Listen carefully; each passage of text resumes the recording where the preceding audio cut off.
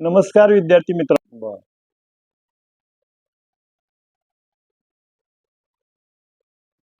आज आपण मेंदूला खुराक या सदराखाली एक उदाहरण नवीन पाहणार आहोत. एक मजूर एका शेतकऱ्याकडे काम मागायला आला. आता खरं तर शेतकऱ्याला मजूर आता सध्या कामाला मिळत नाहीत, पण तो स्वतःहून आला आणि मग शेतकऱ्याने विचारलं की तू काय मजुरी घेणार. त्यानं सांगितलं मला मजुरीची गरज आहे, तेव्हा मी मजुरी जास्त मागत नाही. मला पहिल्या दिवशी फक्त 1 रुपया मजुरी द्या, दुसऱ्या दिवशी 2 द्या, तिसऱ्या दिवशी 4 द्या,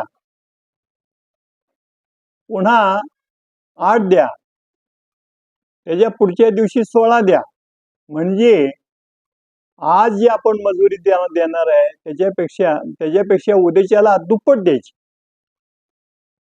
म्हणजे कालच्यापेक्षा आज दुप्पट आणि आजच्यापेक्षा उद्या दुप्पट.